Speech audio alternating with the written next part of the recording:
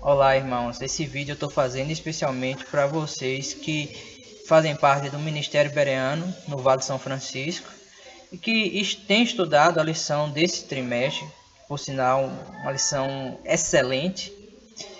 E eu queria falar sobre algo que está na lição dessa semana. Lição número 11, 10 a 12 a 16 de junho, o concerto, né? Vem falando sobre os vários concertos que Deus fez, ou as várias alianças que Deus fez. Deus, ele, em um certo momento, ele extinguiu toda a vida da terra, com exceção de uma família, através de águas, através do dilúvio. Mas por que Deus fez isso? E é essa parte que eu quero falar. Por que Deus fez isso? A lição fala do concerto, mas não fala o porquê. Eu convido você a ler aqui, Gênesis capítulo 6. E aconteceu que, como os homens começaram a multiplicar-se sobre a face da terra, lhe nasceram filhas. Viram os filhos de Deus que as filhas dos homens eram formosas e tomaram para si mulheres de todas as que escolheram.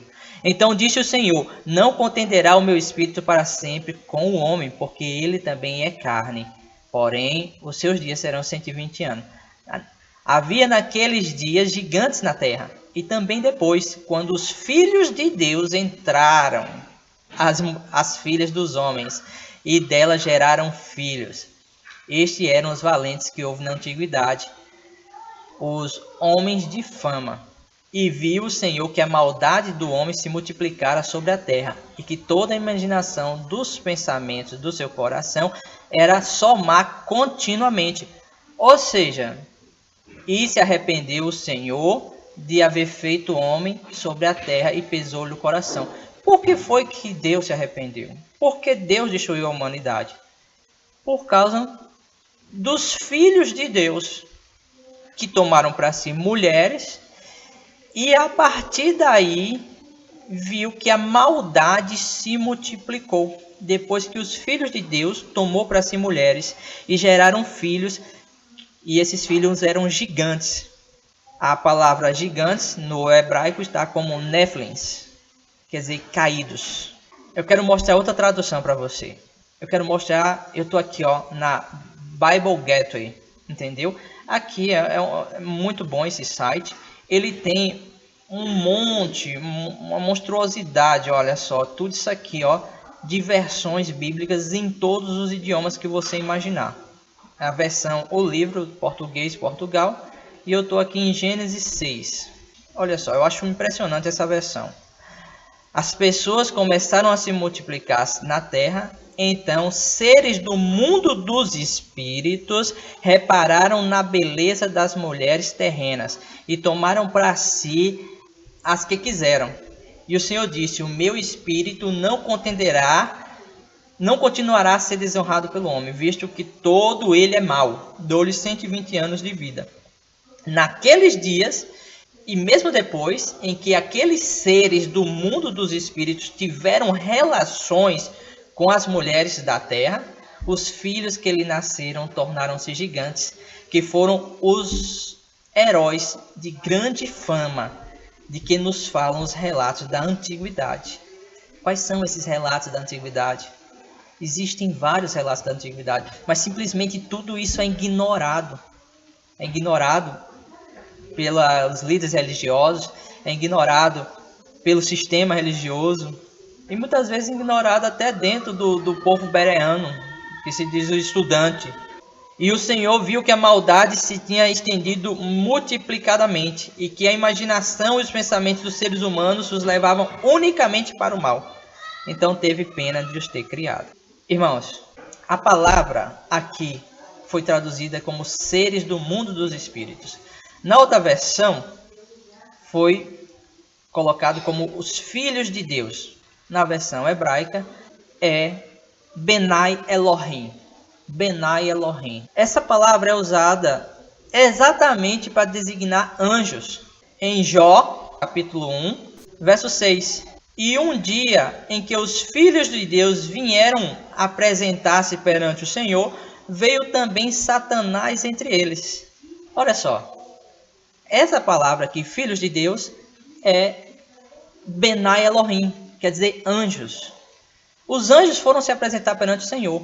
Homens não se apresentavam perante o Senhor. Nem depois de Adão ter caído, nunca mais. E não foi a filiação de Sete, mas anjos se apresentavam perante o Senhor. Satanás foi junto. A palavra filhos de Deus aqui é Benai Elohim, o mesmo termo utilizado em Gênesis capítulo 6. Então, irmãos, resumindo, por que Deus destruiu esse mundo com o dilúvio?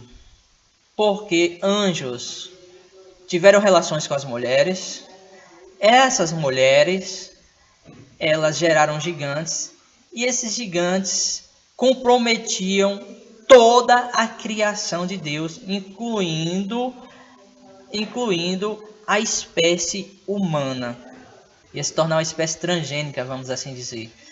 Precisamos estudar isso a fundo, porque isso é uma verdade e ela faz parte do fim da história também. Aqui no site Religião Pura tem muitas informações sobre isso, se você quiser se aprofundar sobre isso, porque é importante. Nefilins e o livro de Enoque. Aqui é um professor da USP de São Paulo, em que ele mostra essas evidências aqui, entendeu? Incontestáveis. Então tem informações aqui, ó, depois você pesquisa lá, Nefilins e o livro de Enoque. Aqui tem outra matéria, aqui tem várias matérias, é só você clicar aqui, ó, você vem aqui, ó, em categorias, escolhe aqui, ó, como nos dias de Noé, anjos caídos, Nefilins. Tem 185 artigos, tem muita informação. Mas vamos lá, ó. Quem são os Nefilins? Né? Igreja em Casa, do irmão Neemias Gomes. Muito bom, eu recomendo que você assista esse vídeo. E por último, eu tenho aqui outro, ó. Gigantes Nefilins, filhos de anjos caídos ou os descendentes de Sete? Vai ter irmão que vai dizer que é descendente de Sete. Não, esses gigantes aí, sabe o que foi? Foi os descendentes de Sete que se relacionaram com as filhas de Caim e aí geraram gigantes. São a mesma espécie. Espécies iguais não geram monstros gigantes. Os filhos de Sete também eram caídos. Todos estavam caídos pelo mesmo pecado. De onde é que vem essa história de que os filhos de Sete, os gigantes, vieram dos filhos de Sete? Se você ler esse artigo, você vai ver que isso veio junto na bagagem católica, a linhagem piedosa de Sete.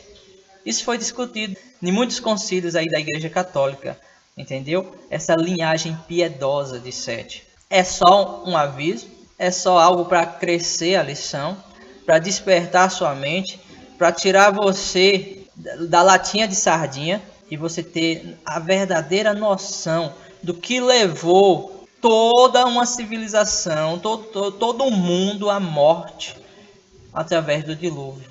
Para você ver como os anjos são tão maus. E para você entender que não foi simplesmente Eva ter dado a fruta a Adão, ter comido e ter dado a fruta a Adão e gerou todo esse caos. Não.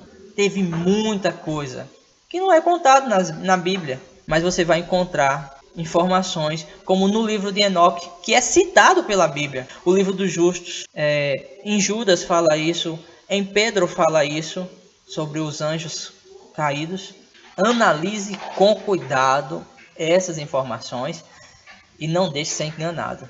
E aprenda o que realmente aconteceu com os nossos antepassados, que é importante, porque Jesus disse que os últimos dias serão como os dias de Noé. E os dias de Noé é isso que nós estamos estudando, que estudamos aqui na lição de Jeremias. O concerto que Deus expôs a Noé foi o mais universal entre os concertos bíblicos.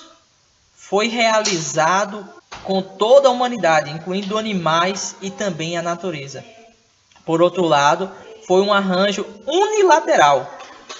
O Senhor não impôs quaisquer requisitos nem estipulações sobre aqueles com quem estava estabelecido o concerto. Ele simplesmente declarou que não iria destruir a terra com água. Ponto final. Neste concerto, ao contrário do que se verificou com o restante dos concertos, não havia nada de condicional. Deus, a seguir, selou o seu concerto com um sinal visível, o arco-íris, que simboliza a promessa do concerto de que a terra nunca mais seria destruída por um dilúvio, por água, mas por fogo ela vai ser destruída novamente, por fogo. Cada vez que vemos o arco-íris, o simples fato de estarmos cá para ver é, à sua maneira, uma confirmação dessa antiga promessa. Eu não vou misturar as coisas, mas por que o arco-íris é côncavo? Tudo isso tem um motivo. Por que o arco? Entendeu? Afinal, se tivéssemos sido aniquilados no dilúvio universal, não estaríamos cá para ver o arco-íris. No meio do pecado constante e do mal existente aqui na terra, por causa dos Nefilins, por causa desses gigantes, por vezes somos abençoados com a beleza do arco-íris, um sinal da graça de Deus para com o mundo inteiro. Podemos olhar para ele e obter a esperança, não apenas a beleza que ele tem em si e por si mesmo, mas também porque sabemos que é uma mensagem vinda de Deus, uma mensagem de amor, do seu amor para com este desgraçado planeta. Por sinal, o arco-íris hoje ele é utilizado no movimento homossexual. Então eles pegaram um símbolo de aliança com Deus e distorceram e colocaram como símbolo do homossexualismo. Bem, é um resumo de muitos assuntos, de muita coisa que tem para ser dito, que às vezes nas comunidades não podemos dizer, às vezes não tem tempo para dizer, e às vezes é complicado dizer, mas que você possa abrir sua mente e estudar isso profundamente. Um abraço e que o Eterno